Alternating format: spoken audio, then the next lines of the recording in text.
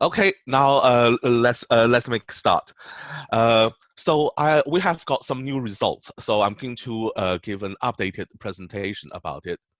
Now, of course, the topics is in the context of heat waves. We are hardly ever away from such headlines. Last year, we can see 2019, if you see my pointer, was the second highest temperature in the recorded history. Now, if we look at the last 5 years, 19, 18, 17, 16, and 15, all of the last 5 years were in the top 5. So it's really happening apace. Now, of course, we can do a lot with our built environment, making it cooler. For example,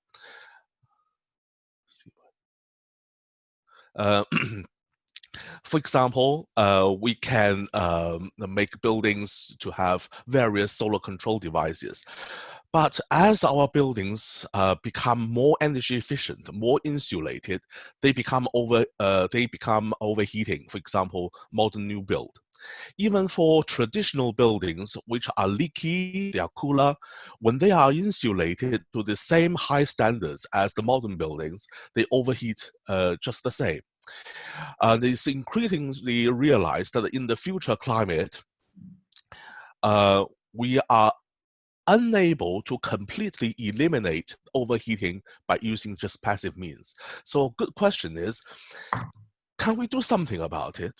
If we couldn't have a room that is cool enough inside, can we have another room outside? How about outdoor room for heat waves? This is a space just like an outdoor room. Here is another example to whet your appetite. Here, tree is a prominent feature. And it doesn't have to be in Britain. Here is an example in the Middle East, a very attractive outdoor, green, healthy, and cool environment. And you don't have to have trees, you can have bamboos, cool, healthy, pleasant, or cacti, very invigorating. And that is again in the Middle East. But what is the basis for designing these outdoor rooms? Do we know enough about the basics of our green infrastructure, of trees? I mentioned trees. I talk about trees because it is particularly valuable in heat waves. This is a picture of the University of Reading. And you can see here is the big lawn. And all the yellow-brown spaces are actually grasses. 2 years ago, when there is a heat wave, everything turned brown, but except the trees. The trees are continuing to be green, healthy, cool, and serving the people.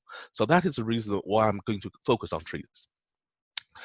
In terms of the performance of the trees, there are 3 areas. One is the reduction of surface temperature, 10 degrees, thereabout. Air temperature, much smaller. And finally, the second part of my talk will be focusing on how trees deal with solar radiation.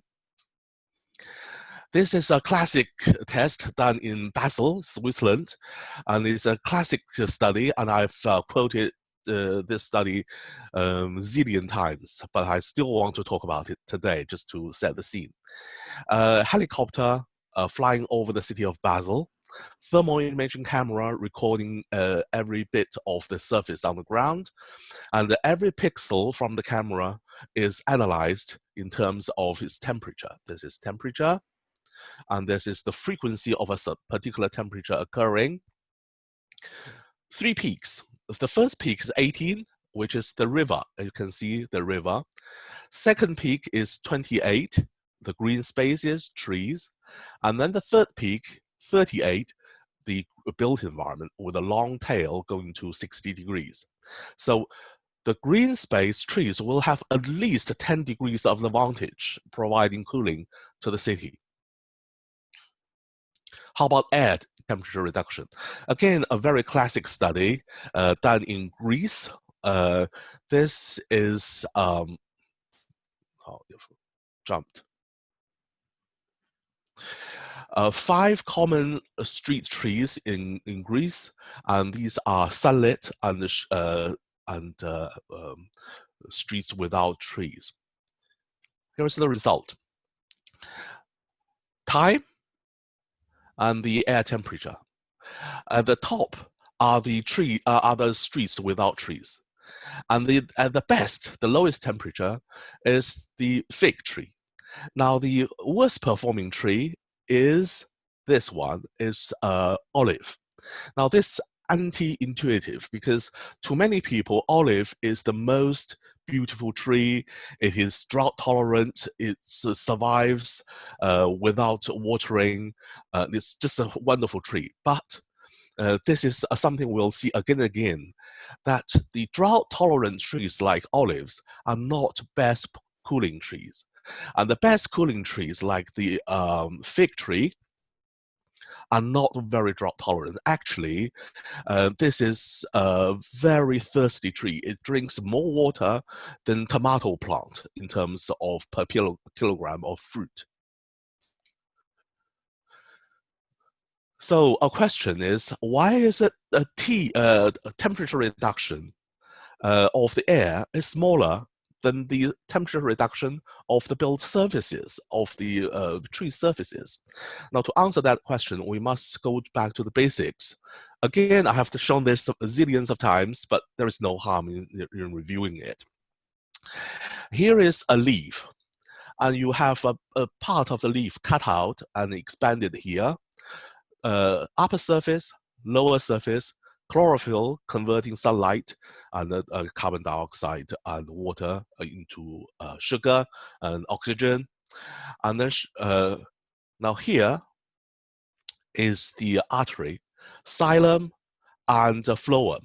The xylem pumps water from the root to the leaf, and the phloem pumps the sugary fluid down to various parts of the plant for energizing the growth of the tree or of the plant. Now, the most important to us is the water from the xylem. It comes out and evaporates in these spaces, empty spaces. And it is this evaporation that cools the leaf, making it 10 degrees cooler than the built environment. And then the evaporated air comes out into the open environment. Now, there is a very important piece of information. If we just focus on the top graph, there are about 10 trees looked at. Now, this is the temperature, air temperature, and this is the temperature of the leaf minus temperature of the air, i.e. the temperature difference between the leaf and the air. And you can see the leaf temperature is always just about 1 degree, 2 degrees, 3 degrees, just a little bit above the air temperature. Now, if we go back to the previous slide, when the air cooling the leaf coming out, they are almost the same temperature as the air. That is the reason why the tree does not cool the air that much. It cools the leaf, and that is the principal ways trees cool the cities. But this is not cooling the air. That is not the major principle. That was only a spot of time, instance in time. Now, what about a whole day? We looked at 2 days, 29th of June, 4th of July last year. And you can see for half of the day, this is a 0 temperature difference, air temperature, 0 temperature difference. For half of the day, from 6 o'clock to 6 o'clock in the evening, the surface temperature is above the air temperature. And for the other half, it drops below this, the air temperature. Now, if you see it in another way, 29th of June, air temperature, surface temperature, and this is the line where the temperature of air equals the temperature of the surface. Now you can see for the whole day, the surface temperature circulates around the air temperature. During the day, it is above air temperature, and during the night, it's just slightly below the air temperature.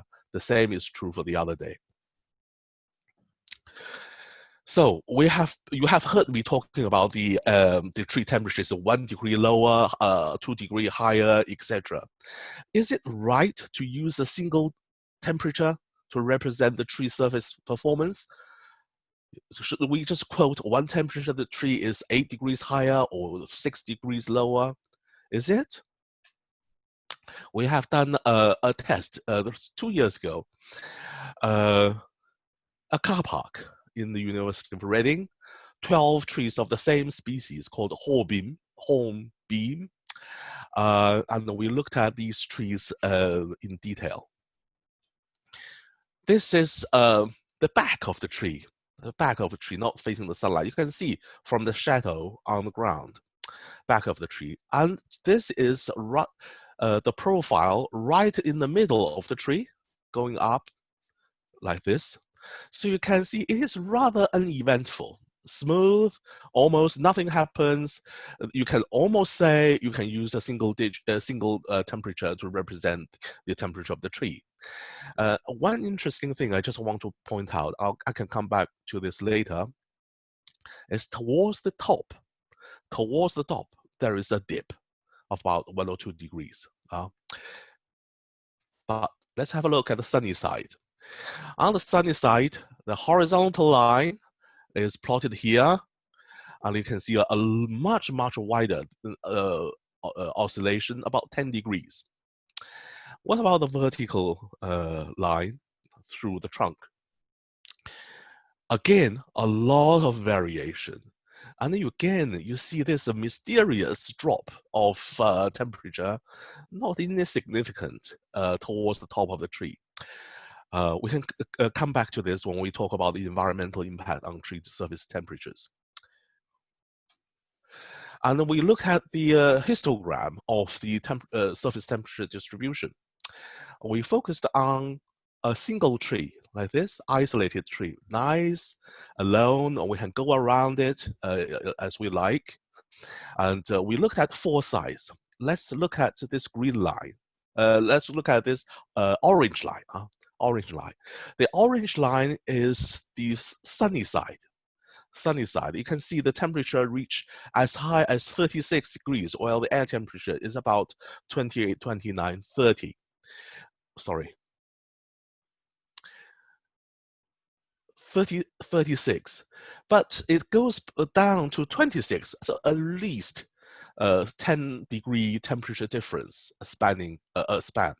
But if we count every pixel, you can discover that temperatures as low as 22 and as high as 41, a 20 degree temperature span.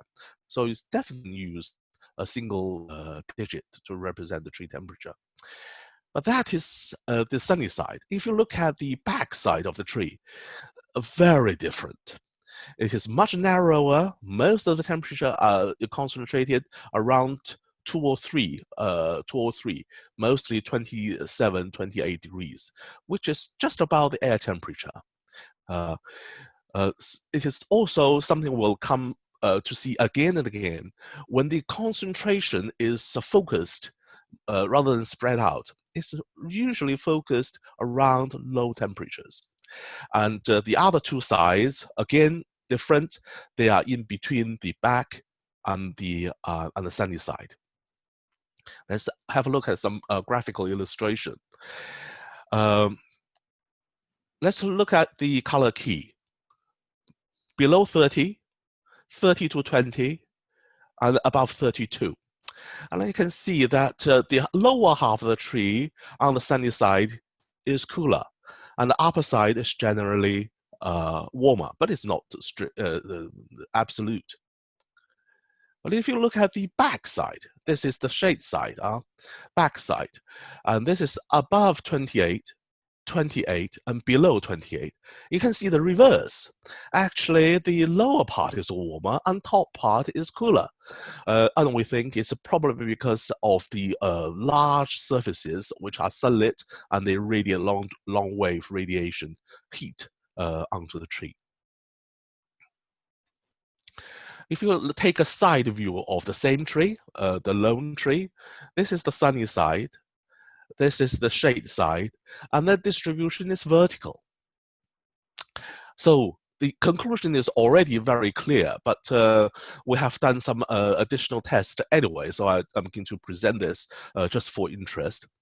The orange is the sunny side of this lone tree, the famous E1.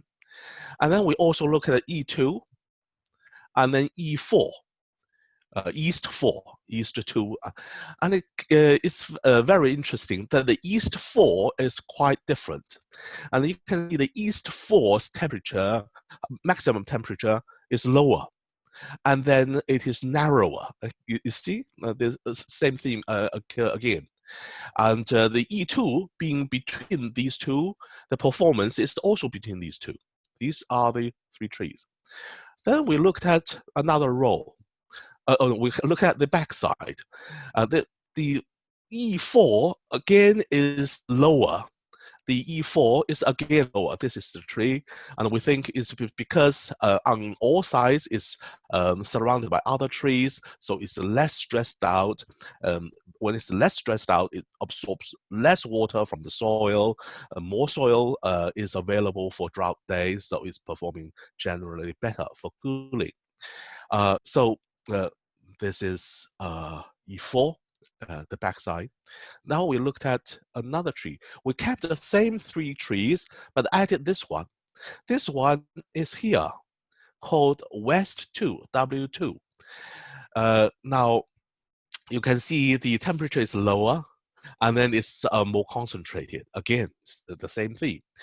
Now, it is lower, we think, because by the time this picture test was taken, it was 3:30 p.m. and there was some large tall trees here, and the foreground was shaded. And this tree was planted in a group again. So this is again something you will hear a few more times. A tree planted in a group are less stressed out and better able to cope with various stresses. Finally, we picked another extreme in the middle row here, which is very exposed. And again, this is the purple one. So you can see this tree performed almost the same as the E1 in terms of maximum temperature, because they're in a very similar exposed situation. I hope that has given you some insights. All 12 trees, some snapshots. What is we like to conclude is that you definitely cannot use just one temperature to represent the performance of the tree, and there are some strong influences of the environment. Now, of course, that was just one tree. You will ask, is this the true situation for all tree species? Of course, the information is very scarce for urban trees, but I found some information forest studies, again in Switzerland. Now, before I show you the result, it is also interesting to look at this. You can see the facilities they have. They even have cranes to do study. I don't. I try to fly a drone, but I have been shot down by the university for safety concerns. For each flight of 10 minutes, I have to write a kind of a risk assessment. So it's just not possible. They looked at this area. You can see there are three trees. This larix is called, this is larch, which is evergreen, not evergreen, some are not evergreen, but it's a conifer. This is hornbeam, which we have just looked at, hornbeam. You can see the hornbeam is warmer, and the oak is much better, and the larch is the coolest. Again, that is something we see many times, that the evergreen conifer trees are among the cooler trees. But we know because of the lack of leaves is not particularly good for a shade, as a shade tree. Now let's look at the result. The spread. 8 species of trees. This is the larch. You can see from the leaf. And the distribution is much, much narrower. It's about 2 or 3 degrees. And this is concentrated at the lower end of temperature. Although it's concentrated here, the range of temperatures is again, you see, 20 to 40, very wide on the same tree. And this is found in all 8 species. You will see the temperature range from 20 to 40, very wide range. And this is pine, not pine, this is pine, this is cherry, and this is oak. Pay attention to oak. This is Christmas tree, spruce, and our tree we have just looked at. This is hornbeam. You can see this classic distribution we have looked at in detail earlier. How different that is the larch. But this conclusion is the same. You cannot use just one temperature to represent the thermal performance of a single tree. Another question that comes up is, now we know this basic situation, but what affects the thermal performance of a tree? Now, if we look at this graph, one thing, the first thing I would like to say is the soil moisture. Without soil moisture, there is no water for evaporation in the leaves, and the temperature of the leaves will be approaching those of the man-made surfaces. Now, if you look at this, when there is a water stress, instead of the temperature of surface will shoot up to about 10 degrees above air temperature, almost approaching the average of built surfaces temperature. So soil moisture is very important. How about air temperature? This is the water consumption. And this is also true, although air temperature reduction is not that great, but if you give the tree more water to consume, it generally will produce lower temperature. Not always, it's a complicated issue. Well, how about long term? What if you have a drought rather than instantaneous switching on and switching off of the water supply? Now, again, here is a forest study. We don't have urban data. Urban data is very, very scarce, especially for soil moisture. 6 species of trees, I have translated them here, very common European trees. 6 species, and this is the foliage temperature minus air temperature. That is the standard for evaluating trees temperature. The canopy foliage temperature minus air temperature. You can see hardly any difference, 1 degree. Generally 1 degree. So 1 week of drought means nothing. 3 weeks, 3 days after, you can see these wide areas called moist. That means the tree root can reach deeper, can reach moist ground that are not dried out yet. And the dry area is probably trees on rocks. They don't have a lot of moist soil to tap into. So these dry trees will suffer. But these moist places hardly notice anything. This is a very important conclusion, that the tree temperature will be very drought tolerant if it is established. Okay, so it is very important for urban trees to have large trees. Don't always have small trees. They don't go deep into the ground, so they will suffer. Also, when we plant trees, quite often people just have a shallow hole to plant the tree, so the tree dries out. So that's no good at all. That was water performance. That was effect of water. What about other stresses? For example, heat. We know the plant don't like to be in the hot sun. We have already talked about that earlier, using the example of the car park trees.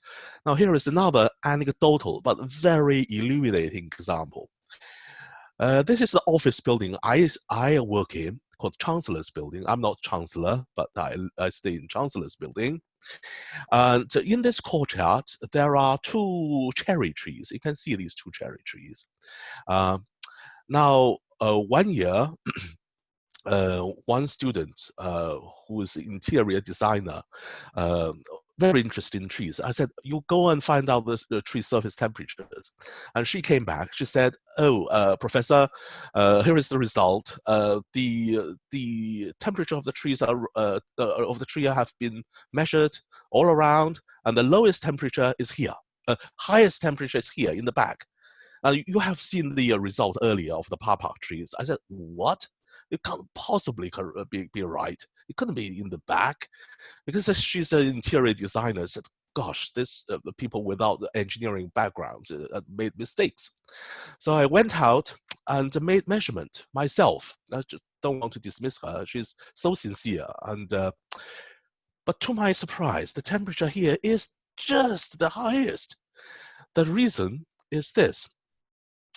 If you take a thermal imaging camera view down this alley of this surface, these are 2 trees, you can see the tree here, and you take a thermal imaging camera view, you can see these areas just close to the trees and close to the bottom of the trees are very hot. And you have take an enlarged view, you can see how hot it is. 62 degrees. And 62 degrees at the slides we have seen at the very beginning is about the hottest you can get. And that corresponds to this patch. And the gray temperature, gray color is one contributing factor. Another contributing factor is that the surface is not smooth. It is rough, so they like little wedges focusing sunlight into the interior, into the trapped sunlight here, raising the temperature. Because of the long wave radiation, very high long wave radiation, the temperature is higher. So what is the relationship? We think that for every 5 watts per square meter, for every 5 watts per square meter of long wave radiation, additional long wave radiation, the temperature will rise by about 1 degree. This is not a test specifically to test this theory, but it's an indirect test. We get this idea. Now, you would think, well, that is common sense, is it? You radiate heat onto trees, of course the temperature will rise. Is it? Now this is the solar radiation, the short wave radiation falling on the tree, the sunlight falling on the tree. And this is the temperature difference. You can see there is hardly any correlation at all. So this common sense is not true. That you have a higher heat load on the tree and the temperature will definitely rise. It's not true. Why is not true? And this brings me to the third topic I'm going to talk about. Is the ability of the tree in dealing with the solar radiation. The question is the thermal performance of urban tree only about surface T and air T? It is not.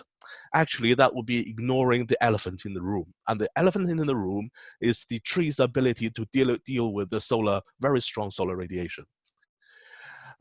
Again, we need to just refresh ourselves that this red curve is the solar radiation on top of the atmosphere. Visible part, 400 to 700 nanometer, and then infrared above.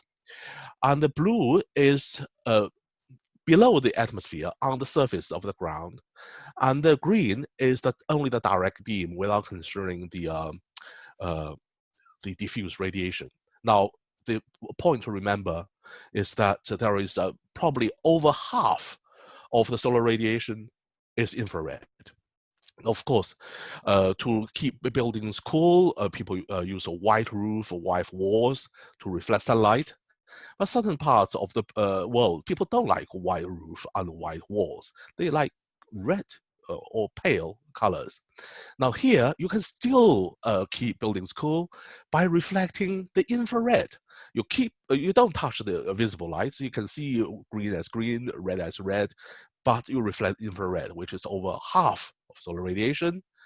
Now, the interesting thing is, the tree has a natural ability for doing just that. Now, here is the graph showing the tree's ability. This is the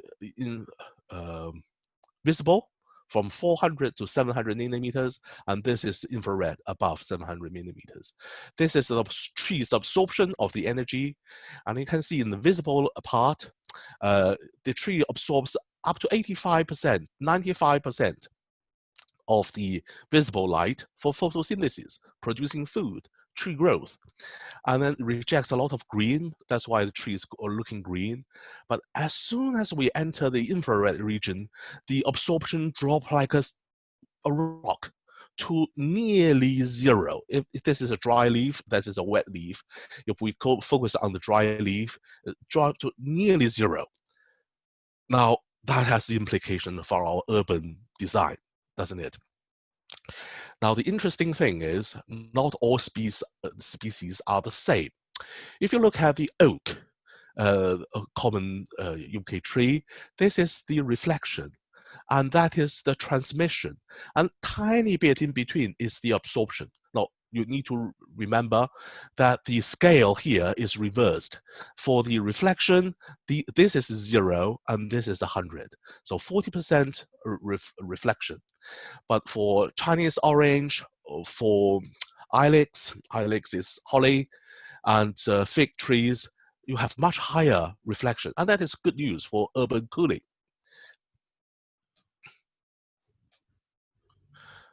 Now, how do you measure the tree's solar performance? That is, I will not go spend a lot of time here. I want to show you using the limited time to show you the results. Basically, the previous method is for leaves. You have a fiber which measures the signal. You have a reference which is very, very wide, 99 point something wide, and flat curve across the spectrum. And you have a reference light source on the reference curve. You measure one signal, and then this is the reference, yeah, here. And then you have put the tree leaf on top, measure another signal. The difference is called reflectance. The tree's reflected signal divided by the reference signal is reflectance. And you can do the same for the transmittance. But we don't have this luxury for a whole tree. Because if you look at a whole tree, here is a fiber, and this is the field of view of the fiber. Within the field of view, you have reflection, you have transmission, you have transmission and then reflection, and then a multitude of mix of different signals. So we cannot separate the two, and we cannot have a reference as you have just seen.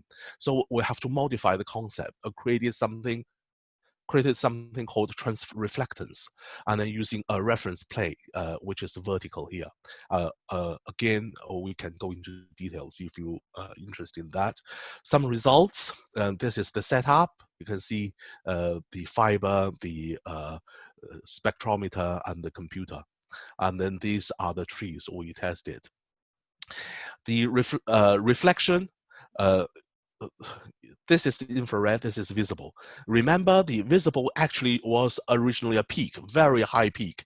So this peak has disappeared, completely collapsed, and then the infrared dominates. The same is true for reflected light, infrared dominates. A question is, we want to know how does the tree direct this solar radiation all around it? How does the tree perform? So let's have a look at some results. This is the famous hornbeam, lone tree. And we looked at the sunny direction, the direction away from the sun, the two directions perpendicular to the sun. This is the sunny direction, very high. And this is the back, and these are the two directions perpendicular to the sun. Plotted on the polar diagram, sun direction halved on the two sides, halved again in the back. How about vertical circle, vertical direction, 10 directions, and then plotted on this curve. You just note that this is not the full spectrum, but the average between 800 and 900 nanometers, the maximum. The greatest radiation is towards 60 degrees, and then you can see almost equal amount of radiation towards the sky and towards the buildings. And we also look at another vertical circle. The previous circle contains the sun in the plane. This plane is perpendicular to the sun,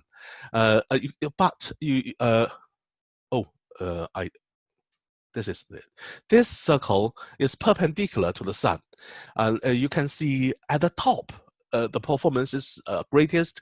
On the two sides, it drops quite dramatically towards the bottom. There is still some solar radiation towards the bottom, about a quarter of the solar radiation reflected towards the sky. So this is a different species, not called the field maple, and similar distribution. And this is the distribution in a plane perpendicular to the sun. Again, at the top, it is greatest, and still significant below the tree. Another question before I wind up. I know the time is flying. Well, we start to know something about the solar radiation performance. Is there any variation among different tree species? Now, first, it's very, very difficult to do this measurement because it's very time-consuming, a lot of viewing angles. When you do one test with one tree, when you move on to the next tree, the solar angle has changed, and we know this affects its performance. So this researcher is very clever. He observed the effect of the solar angle, these different solar angles, plotted out, and this becomes clearer when you have equal distance between the solar angles. And they found that the spacing between the curves are also equal distance. That means you can extrapolate, and you can just extract, no matter at what angle you measure the performance, you can always normalize it to a single angle, for example, 45, so that these trees can be compared. And not only that, for each tree species, he found probably up to 9 samples and provide the spread and the average. And here is the result. The 9 species of trees, common trees, and you can see a very wide spread. So choosing the tree species is important. So where's the insight? The insight is probably here. At the best performing is this conker tree. You know, people in England knows conker, and in recent years they suffer from leaf minor disease. This is fortunate. This is London plane, again, the famous UK tree. I'm glad 2 UK trees perform really good, because if it's a foreign tree performing better, then we are stuck. And the worst is this giant sequoia. Giant sequoia can grow to 80 meters. It's really great American tree, but its performance is worst because the leaves is tiny. And then the next worst is birch. Again, have tiny leaves, but there is an odd exception, which is oak. Oak has a small leaf, but its performance is among the best. And we hear this again and again, whether it's a drought tolerance, water temperature, water dealing with drought, producing good surface temperatures, etc. The oak is always there in the upper echelon. So with that, I think I better pause and I'll go back to Safa. Okay, thank you very much, Lee. Thank you. Really very, very interesting lecture, very interesting, comprehensive. I've learned a lot of things. So I'm now passed to my colleagues. If they have any questions or any comment, please, if you give your name and the question, please. Thank you. Any questions for Lee? I have a question. Morning. Hi. Good morning. Good morning. Alicia, how are you? Hi, to see you. My question is related to the distribution of the temperatures during the day. Mm-hmm. Have you actually measured the effect, or have they measured the effect of temperature difference as the day progresses? And what's the impact of wind on those measurements? The only one we have, if I can go back, we have not measured detailed temperature distribution for trees. We have only measured one spot. Imagine if you stay there taking a lot of pictures, it's very difficult. We have monitored one single spot. So we found that it basically tracks the air temperature about 1 or 2 degrees above the air temperature. Sometimes when there is a severe drought, it may be a little bit higher.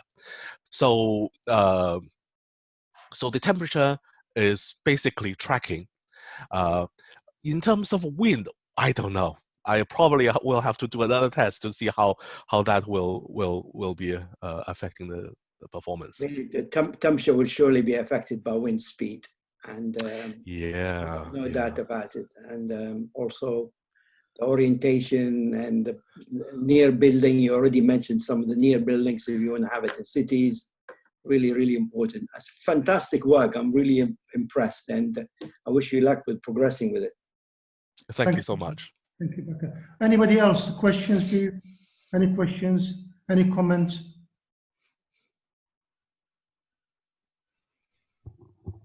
A couple of us have written something on the chat to not take the time of the meeting.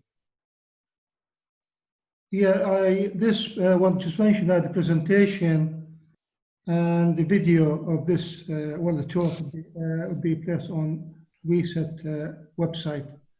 We could send as well by email if required, but I think we can add that to the website. So everything will be recorded, the slide, everything there. You have access to them. Hello, can I ask a question? Yeah, please go ahead. Thank you so much for the comprehensive study. So if I understand correctly, that the study actually showed that for tree species, if it might actually have a lower surface temperature for the part that facing like the solar radiation compared to the part actually facing a heated surface because of the interaction with the different spectrum of radiation. So does it actually consider the color of the leaves, for example? I don't know whether you can still see the last slide. Thank you for that really great question. You can see that the 2 brown leaves among the 10 species are among the better performances. So we are just making a start about it. We couldn't really conclude which one is doing better.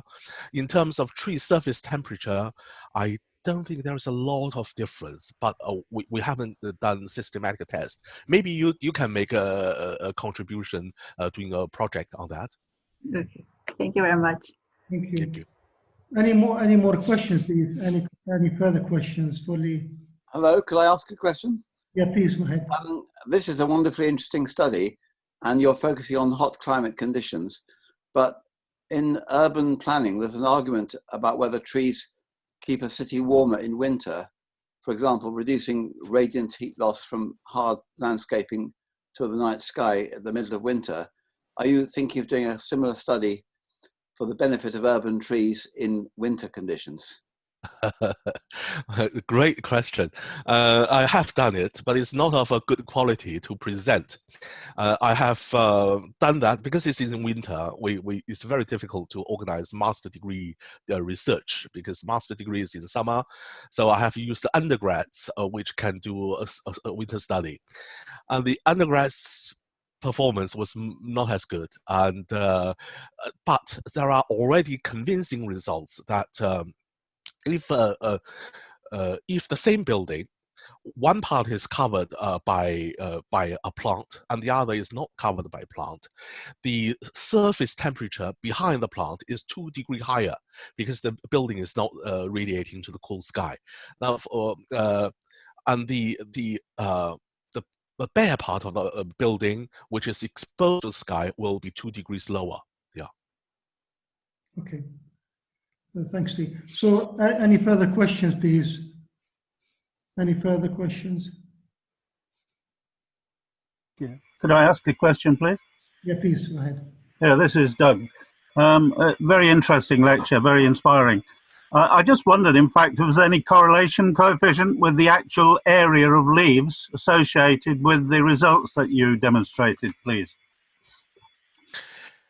Yes, you only see the leaf shape, which the large leaves seems to perform better. You by leaf area, I know you mean area, the total leaf area. Yes, the denser the crown, the denser the crown, the better the performance. Actually, that part was presented last year at the SET conference. We have some very nice results indicating that is definitely the case. Not only the leaf area, but also the leaf angle. The leaf angle sometimes change with the species, like, you know, sunflower turn with the sun. Some species are able to drop its leaves to make it cool. And there are also not only the leaf angle, but also leaf density, etc. All have major impact on the performance. Thank you. One final question. If anybody got one final question before we? Can I ask one question? Yeah, please. Yeah. Good morning, everyone. Good morning. Thank you, Professor Lee. That was really a nice, wonderful lecture and quite eye-opening. So my line of work involves using trees as attenuators in buildings to control the heat.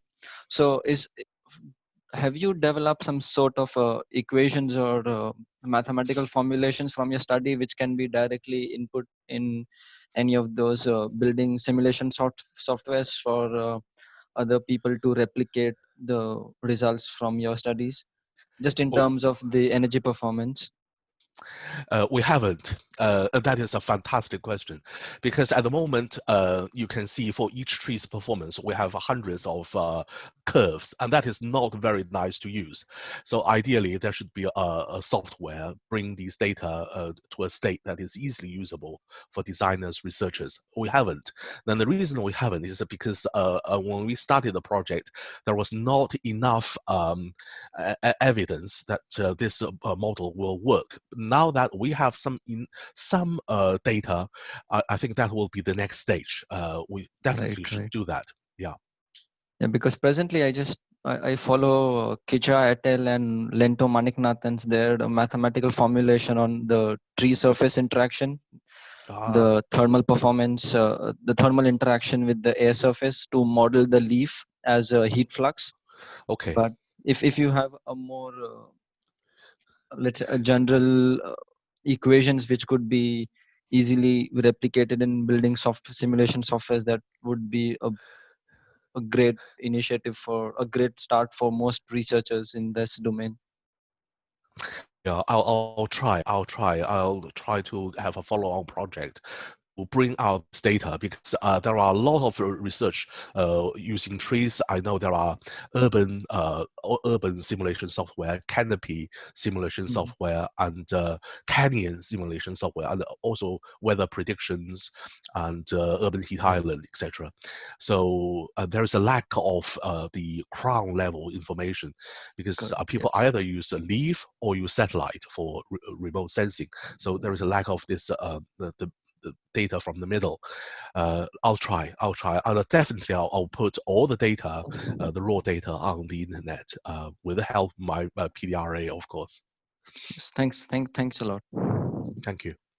Okay, colleagues, I just want to wrap up and say many thanks for Lee for his wonderful lecture. It's really inspiring.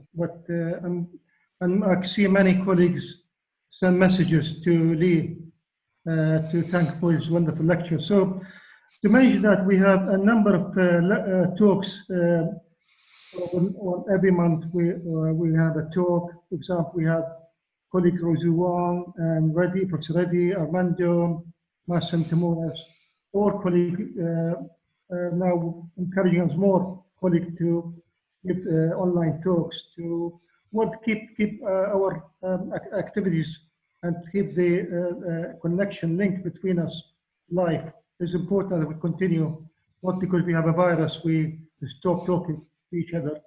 So just to mention that we also, as I mentioned, a number of awards we have. We have award for developing country, award for young people, young researcher, whole range of activities. Please try to promote these and apply for these awards. But encourage your students, your colleagues to apply. This is important that we keep the momentum and the interaction continue between research worldwide, not just we talk about UK, worldwide is important, all around the world. Connection, contact, knowledge transfer, knowledge exchange is very, very important. So just to thank you all for attending this online talk. We can send one message and email to all of you, and we can put all this information on the website and the video as well. And I'd like to thank you very much for attending this lecture today. I'm really grateful to you. I'm very grateful to you. Thank you, and we thank again to him for his wonderful lecture. Thank you. Thank you. Yeah. Thank you. Bye. Bye. Thank you Thanks very much. Goodbye.